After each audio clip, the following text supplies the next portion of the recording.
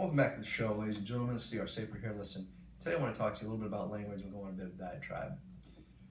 In modern American culture, there's a phrase, it is what it is. It has become increasingly popular. And you find it in all segments of our society.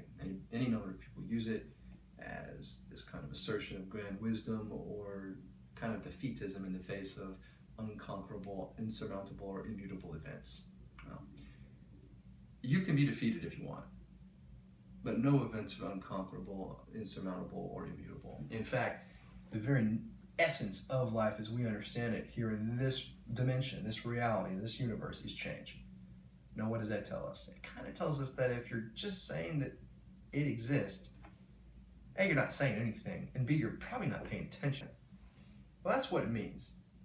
According to the propositional logic, that's what we're talking about here. That is, it is what it is just saying A equals A.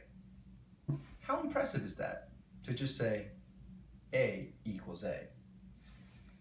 What are you really telling someone when you say A equals A?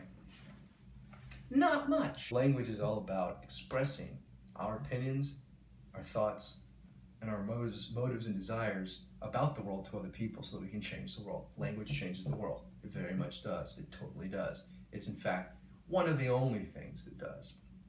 Now, so language is important, right? Maybe you like the society you're in. Great, I like it too. But we're not going to have the society we're in if we keep devaluing our language to the point where we basically allow that it's okay to say nothing, and yet somehow make people think that we're actually talking and making a meaningful contribution to the discourse. And again, it is never a meaningful contribution to the discourse to say it is what it is. It is what it is. All that says is A equals A. Is that stunning to you? Is that magnificent to you? Does that change your mind about anything? Does that make you want to go out and vote or rally other people to your cause? Does that make you want to, No, it doesn't. A equals A. Looks kind of dumb when you see it that way, doesn't it? Well, and that's the problem. Our society is already in danger of dumbing itself down because of the new dark ages that is upon us, because of this completely unfettered access to almost infinite and free information that the internet has brought to us. Most of us don't have any training as to how to filter that information or utilize it for anything other than pornography or the echo chambers of whatever our tribe is talking about at any given moment, okay? So we're in a real dangerous spot here. We're in a tight spot. We're between a rock and a hard place. And if you keep just saying, it ain't gonna get any better. If you're some Zen wizard who is a Koan master and, you're wiser than Socrates, great. Maybe it is what it is for you. Maybe maybe you're on a different level. But if you're a typical American citizen who spends more time on the internet than they need to, you're not. You're not that wise, and you're not using this phrase to convey any general overt cosmic wisdom. What you're basically doing is saying, I gotta keep hearing myself talk, though I literally have nothing to say, so I'll just admit that. And in that regard, credit where credit is due. Anyone that says it is what it is, you've basically gone ahead and said, hey, I'm a citizen of Don't Spill.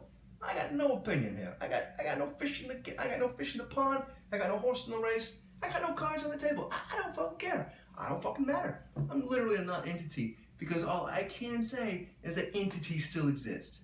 Right? I mean, I don't know what world you think you're living on, but things are always changing here. And we have to have a language that is robust and viable enough to address those changes and move along with them. So, I get it. Maybe you really don't have anything else in your head to say. Just don't say anything. You don't have to. I mean, we have a First Amendment, but if you don't have anything to contribute, there's no reason to use it. There's no reason to go there. All right? Seriously. Our society, our culture is in a tough enough bind. And we're not going to get out of it if we keep letting our language slip to the wayside or fall into this disreputable illusion of conveying meaning when no meaning is being conveyed. We have enough problem with that as it is right now. Look at the Oval Office.